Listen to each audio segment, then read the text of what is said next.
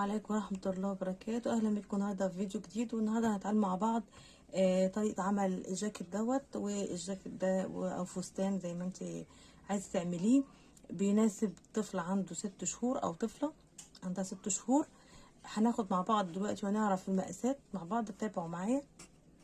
اول حاجه احنا بنشتغل جزء السلاسل. الجزء الاولاني من الشغل بتاعنا بيبقى على مرحلتين، اللي مرحله السلسله ومرحله عمود بلفه اللي احنا بنعملها هنا، وبعدين بننزل ب5 ادوار في الجزء بتاع الصدر دوت، 5 ادوار في 5 تاني علشان نعمل الجزء لغايه الباط بالشكل ده.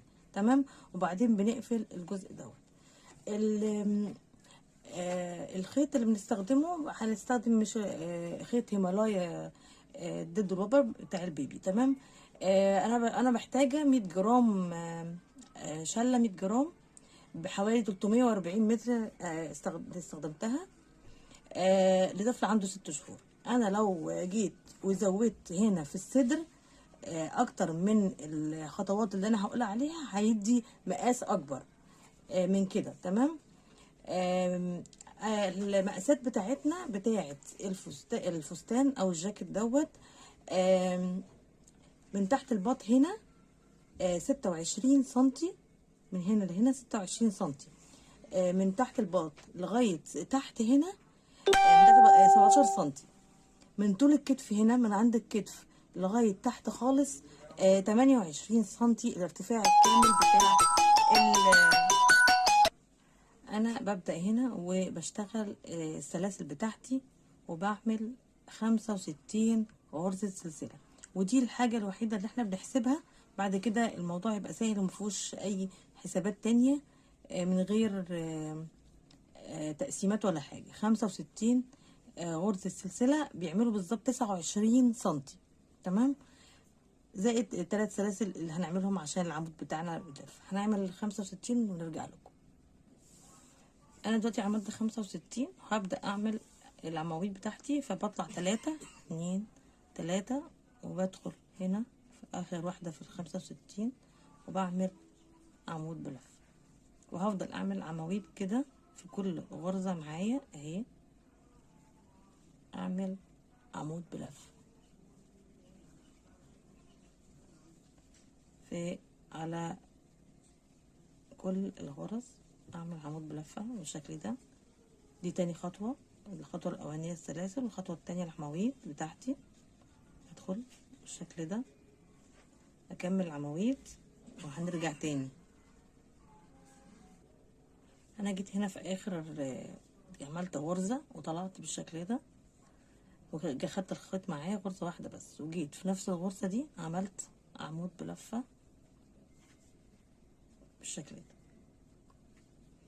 وبعدين جيت في الغرزة التانية وعملت عمود 2، عمودين بلفة.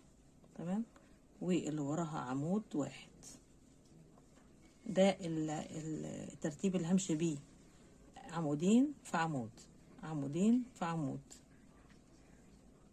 بالشكل ده. دي السطر التاني، شغلي السطر التاني. 2 عمود في 2 عمود في 2 عمود في هنا 2. تمام.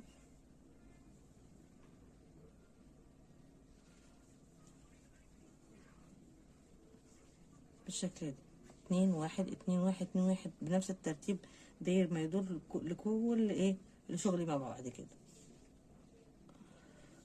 هنا انا وصلت للاخر، وهدخل في الغرزة الاخرانية دي اهي بتاعت العمود بالشكل ده، وهعمل اخر حاجة العمود بلفة بالشكل ده. اجي اطلع غرزة واحدة بس والف الشغل بتاعي، واجي في الغرزة بتاعت العمود اهي وبعمل عمود بلفة تاني. تمام بالشكل ده اهو.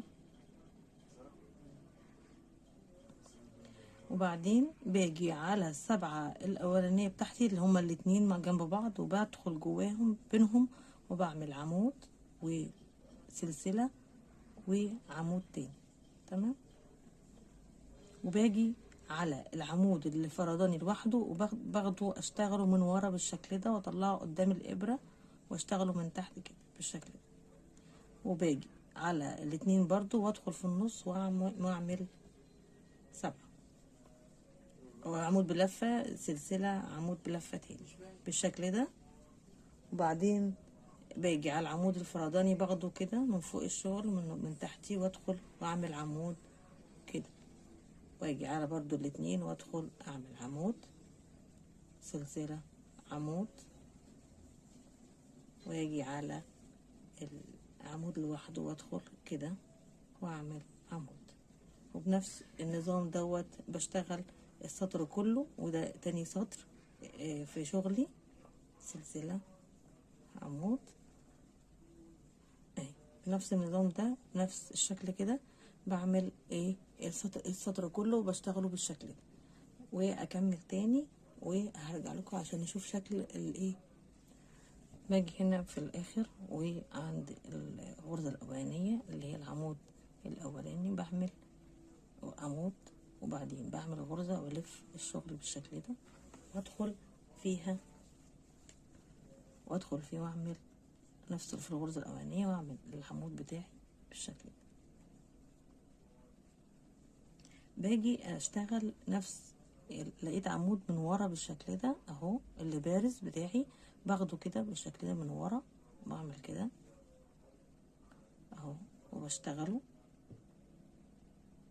وباجي هنا بلاقي 7 قدامي هنا بروح داخله فيها كده وعامله نفس الغرزه اهي بتاعتي شغاله فيها. اجي العمود اهو من ورا باخده واشتغله بالشكل ده. ال7 بتاعتي بدخل فيها بالشكل ده حرف الفي وبعمل غرزة واخد العمود التاني بالشكل ده. باجي الخيط واللي اهو العمود اهو من ورا بلف الشغل اهو كده اهو عشان تشوفوه، وادخل في العمود بالشكل ده واجيبه واشتغل عليه عمود بلفة وادخل في ال7 حرف الفي دي واعمل الغرزة بتاعتي بالشكل ده. دي عدلة الشغل اهو زي ما شايفين. تمام. انا هكمل شغلي وبعمل 5 عواميد يعني 5 ادوار، 1 2 3 4 والخامس اللي هشتغل فيه 5 ادوار اهو معايا من اول ال7 دي 1 2 3 4 وبعد كده هزود. تمام. هزود بعد كده نشوف في شغلي هنشوف بعد كده هنعمل ايه. انا كده اخر السطر وجيت عملت في الغرزة بتاعتي عمود بلفة الاخرانية وطلعت غرزة واحدة بس ولفيت الشغل وادخل اخد الخيط معايا فنها بغرزة عمود، وبعدين عملت غرزة تاني سلسلة وبعدين طلعت في نفس المكان هنا في نفس الغرزة عملت عمود تاني بالشكل ده. تمام. جيت هنا انا بشتغل في الاقي 7 هنا قدامي هشتغل فيها عمود بلفة وعمود بلفة تاني اعمل غرزة سلسلة وارجع اعمل 2 عمود بلفة تاني. تمام. الدور ده العمود بتاعي اللي بشتغله العمود بتاعي من ورا هاخده كده من ورا. تمام. فباخده برضو عادي ما بيفرقش معايا حاجة عادي باخده وبعدين بشتغل في ال7 التانية العمود بتاعي العمودين وبعدين سلسلة و2 عمود تاني بالشكل ده. تمام. ادي الغرزة بتاعتي اللي هشتغل عليها واخدين بالنا الفترة الجاية خمس خطوات تاني 5 ادوار تاني واللي هما ال5 دول اخر 5 لغاية لما اعمل هعمل الايدين. اعمل تاني اهو باخدها من ورا اهي الغرزة بتاعتي بالشكل ده بطلع بيها وبعمل من غير اي حاجة بعمل ال4 عواميد بتاعتي اللي بينهم غرزة سلسلة. تمام، غرزة سلسلة وارجع اعمل عمود بلفة 2. هطلع 8 ادوار سوري 5 ادوار تاني بنفس اهي، دي العدلة بتاعتها. 5 ادوار تاني بنفس الترتيب ده، بعمل 2 عمود، 2 4 عواميد بينهم سلسلة، والعمود اللي في النص دوت اللي باخده زي الاستك، غرزة الاستك كده من فوق، واربعة تاني، واربعة بينهم سلسلة وعمود، واربعة تاني بينهم سلسلة عمود. هعمل نفس النمط ده 5 مرات تاني، 5 ادوار. تمام، عشان ايه؟ عشان نيجي في الجزء ده اللي بعمل فيه وبشبك فيه عشان اعمل الايد منه بتاعة الجاكيت. تمام، اكمل انا ال5 التانيين وهرجع لكم. انا وصلت هنا لاخر الدور العاشر، وهعمل اخر جزء فيه اللي هو العمود الاخراني، وهطلع في الجزء اللي وراه اللي هو ده كده. هبدأ انا اهي، ده العاشر اخر حاجة، ده العاشر. تمام، هبدأ انا اعمل الجزء ال11 ده بعد ما احدد مكان الباط. تمام، هنا وصلت للمرحلة اللي انا هحدد فيها مكان الابط، وهقسم فيها شغلي مع بعضينا.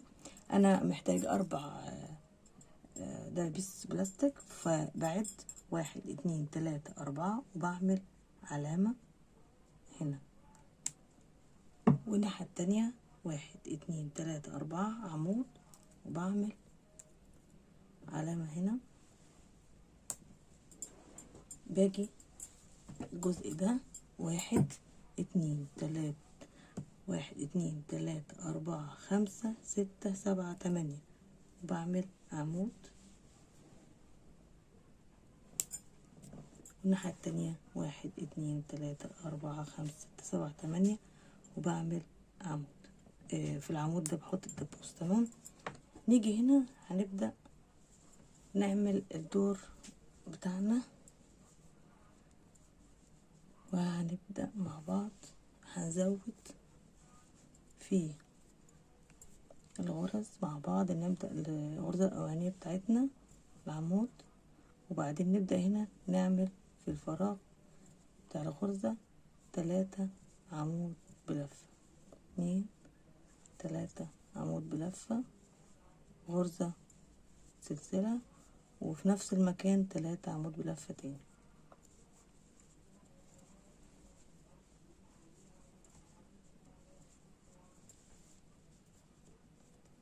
نعمل الغرزة بتاعتنا بتاعت العمود دوت، ونيجي هنا برضو نفس الفراغ نعمل 3 عمود بلفة بالشكل ده، وبعدين غرزة سلسلة و3 في نفس المكان، 3 عمود بلفة تاني. هكمل لغاية ما اوصل للدبوس اللي انا عملته الاولاني، هقولك هنعمل ايه. انا جيت هنا للعمود بتاعي اهو، هاخده معايا كده العمود اللي فيه وهاجي برضو مع العمود التاني ده، وهاخده وادخل فيه الابرة بالشكل ده، يبقى العمودين معايا على الابرة. تمام، هدخل اخد الخيط واطلع منهم واعمل عمود برضو بتاعي، وادخل في الظهر. بعد كده هدخل في الظهر كده، انا عملت الدراع الاولاني اهو معايا، وهدخل في جزء الظهر وهعمل ال3 بتوعي، ال3 عواميد بتوعي الاولانيين دول، وبعدين غرزة سلسلة، وفي نفس المكان برضو هعمل ال3 التانيين، وهمشي برضو بقى في الظهر في نفس النظام لغاية لما اوصل للدبوس بتاعي اللي في الظهر برضو بتاع الايد التانية. تمام كده انا وصلت للدبوس اللي عليه الدور الناحية التانية، وعملته خدته معايا بالشكل ده برضو، خدته معايا ودخلت هنا، جبت الدبوس التاني اهو، ودخلت في العمود ده، وطلعت من الابرة من العمودين وعملت العمود بتاعي. تمام. ودخلت في جزء الصدر ده الناحية التانية وعملت 3 بتوعي اهم، وسلسلة و3 تانيين في نفس المكان برضو، نفس الغرزة بتاعتي همشي بيها لغاية اخر السطر اهي كده، نفس النظام. تمام. انا كده قسمت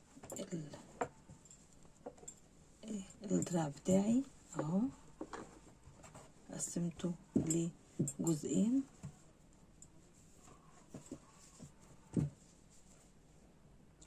انا كده عملت التقسيمه بتاعه صدر الجاكيت بتاعي بالشكل ده. انا بعد كده هبدا اعمل الجزء دوت من الجاكيت اللي هو من تحت الباط. تمام. قفلت انا دلوقتي الباط خلاص كده اتقفل، وعملت الايدين اهي بالشكل ده في العمود بتاعها، ومن الناحيه التانية نفس الحكايه اهي عملتها. هبدا اعمل انا من الجزء اللي هو دوت اللي تحت الباط ده، هبدا اشتغل في الجزء ده. انا اخر حاجه اشتغلتها في الكم 3 عمود بلفه اهو، وسلسله 3 عمود بلفه، ده اللي هنزل بيه الصدر بقى، وتحت الصدر وايه، وطول الجاكيت معايا هيبقى بالتزايد دوت. يعني زي ما احنا شايفين انا بعمل تلاتات 5 مرات تلاتات. تمام. وببدأ ازود بعد 5 تاني 4. وبعد كده تقريبا انا كده خلصت الجاكيت، وبعمل الطول اللي انا عايزاه، وبكمل وبوريكم ان هكمل بعد كده الجاكيت وهوريهولكم باذن الله. هبدأ انا اشتغل نفس النظام اللي انا بشتغل بيه وهنزل بيه. انا هنا بعد ما وصلت للمرحله بتاعت قفل الايد بالشكل ده هنا اهي، عملت 5 ادوار او 6 زي ما انت عايزه، بنفس الترتيب بتاعي، ان انا بعمل 3 هنا بينهم سلسله، وبعمل 3 تانيين. طب انا عايزه ازود، احنا هنا في الاصلي هنا زودنا في المرحله التانية عملنا 4. هنعرف ازاي انا بعمل 4 عشان ازود، عشان اعمل الوسع بتاع الفستان او الجاكيت اللي انا عايزه اكمله، اعمله على واسع، يعني انزل على واسع من قدام هنا مظبوط على الصدر، وانزل كل ما انزل تحت ينزل على واسع، يتفتح معايا ويوسع معايا، عشان الموديل بتاعه يبقى من تحت واسع. عايزه هو الموديل دوت بقى من تحت واسع. تمام. انا هبدا اعمل لكم دلوقتي الدور اللي عليه الدور، واعرفكم ازاي الزياده هنعملها. تمام.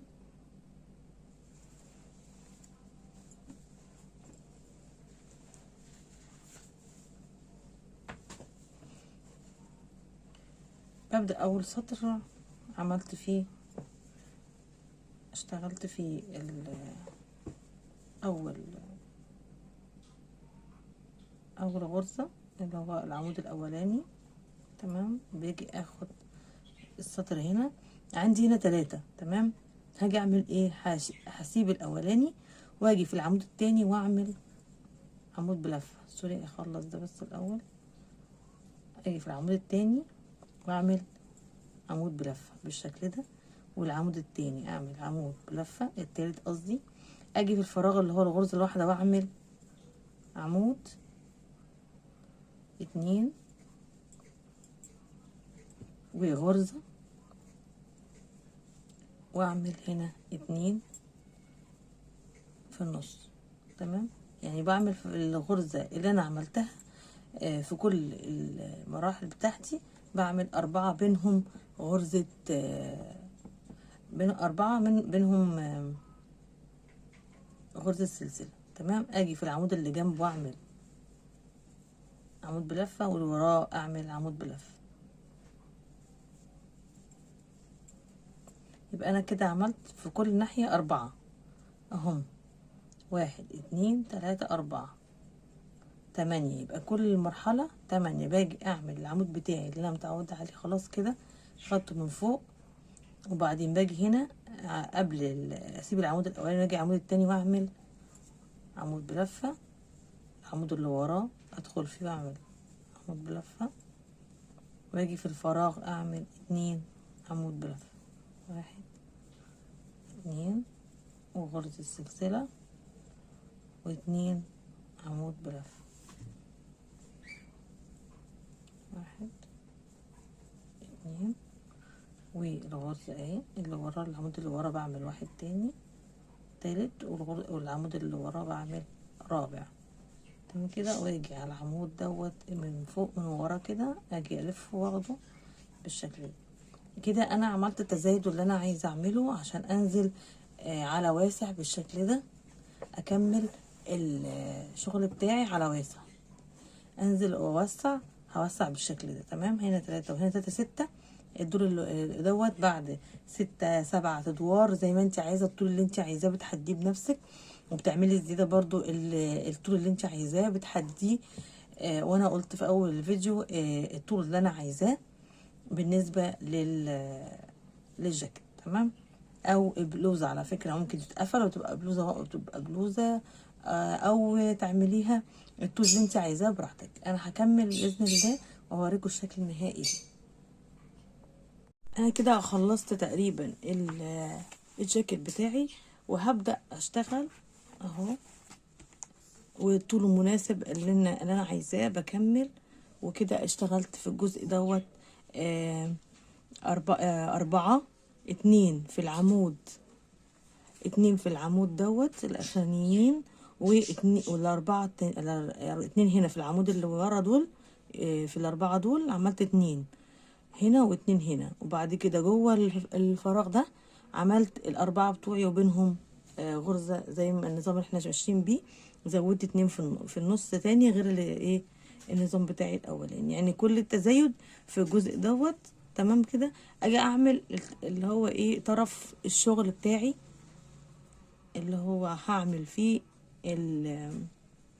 العروة دي.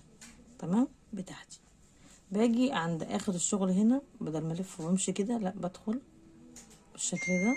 عملت غرزة، وباجي ادخل في الفراغ ده وبعمل غرزة حشو، واجي اعمل واحدة تانية نفس النظام كده، وامشي على طول هنا في الجزء دوت واعمل غرزة حشو بالشكل ده، واجي هنا اعمل واحدة وادي التانية،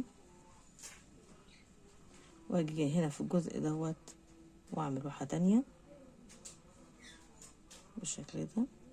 هاجي في الفراغ هنا واعمل 2 بالشكل ده، واجي في الجزء ده واعمل واحدة، وفي الفراغ بعمل 2 كده على طول دوت. تمام، على طول ده لغاية الجزء اللي هو ايه اللي انا ببدأ الخمسة عشر الأولانيين دول، العشر أدوار الأولانيين ببدأ أعمل الزراير. لو عايزة أعمل العراوي، لو عايزة أعمل عراوي من أول للآخر بعملها، بس أنا هنا هعملها في الجزء اللي في النص الفوقاني اللي هو العشر أدوار الفوقانية هبدأ أعمل فيه. ما وصل لها إن شاء الله هوريكم.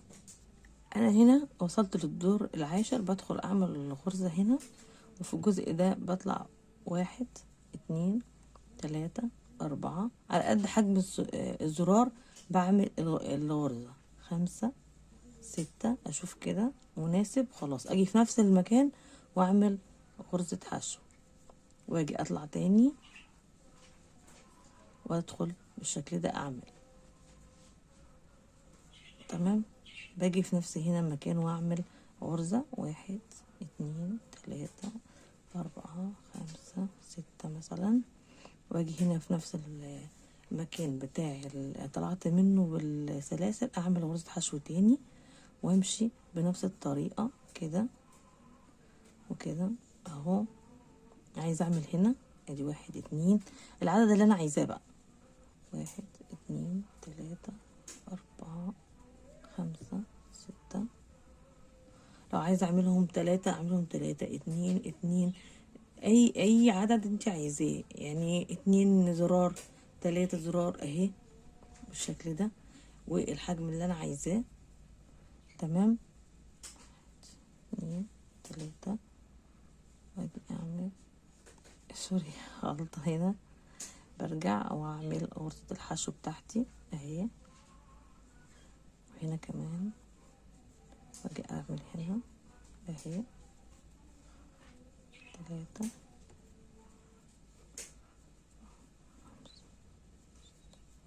تمام. انا بشتغل بالشكل ده في الغرز واظبطهم زي ما انا عايزه بترتيبهم. انا هنا عملت 3 بس زي ما انتوا شايفين، وزي ما انت عايزه تعملي 3 زي ما انا عملت، عايزه تعملي 4 زي ما انا عملت براحتك. تمام.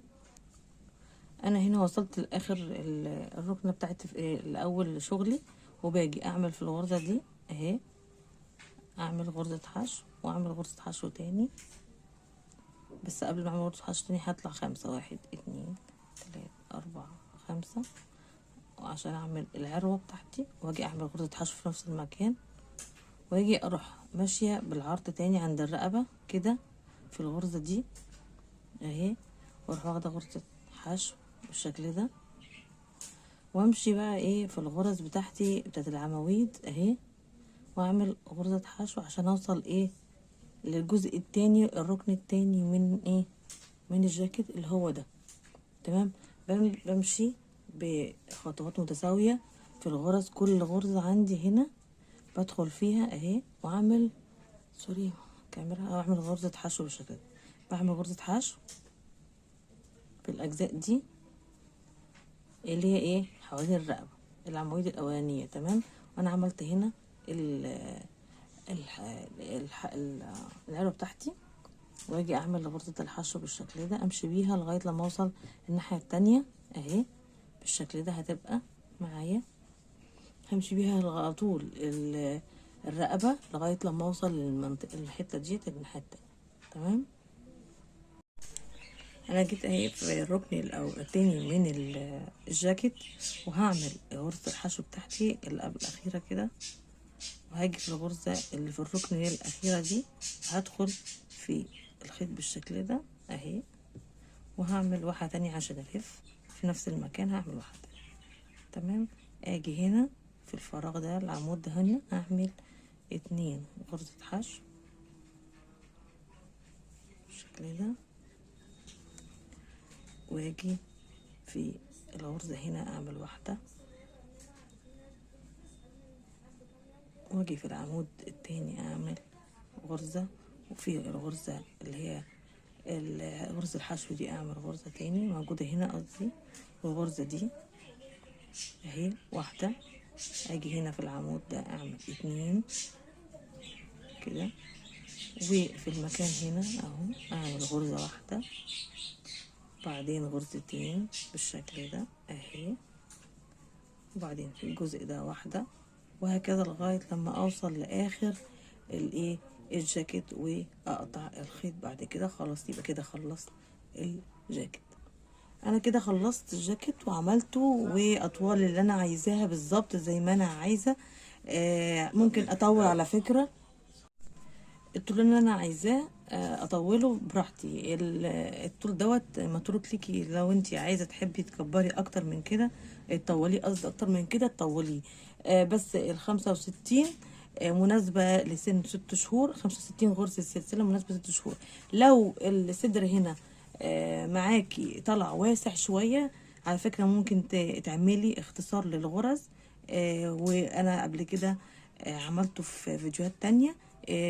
تجمعي الغرزتين مع بعض وتطلعي بغرزة واحدة لو عايزة تضايقي. لو غرزة الحشو برضو ممكن تقفل معاكي شوية، قبة الحوض دوت حردة الحوض ممكن تظبطيها. اللي عايز كمان يشتغل بنفس النظام دوت ويطلع من هنا ويدخل يجي يعمل الشغل بتاعي من هنا، يطلع يعمل ال3 دول. احنا وقفنا هنا عند 3 ويكمل ويعمل الكم. تمام. مفيش مشكلة، يكمل على النظام اللي احنا ماشيين عليه وهيبقى بكم برضو. ان شاء الله تكونوا استمتعتوا معايا بالفيديو النهارده وبالجاكيت بتاعنا، وان شاء الله هجيب لكم فيديوهات تانية بنفس مقاسات مختلفة تاني واطوال، وان شاء الله واظبط لكم جاكيتات بكل الاعمار. ان شاء الله تكونوا استمتعتوا معايا. اللقاء ما ننساش مع بعض اللايك معانا، واللي ما اشتركش معانا يشترك لخطوة اخرى ان شاء الله.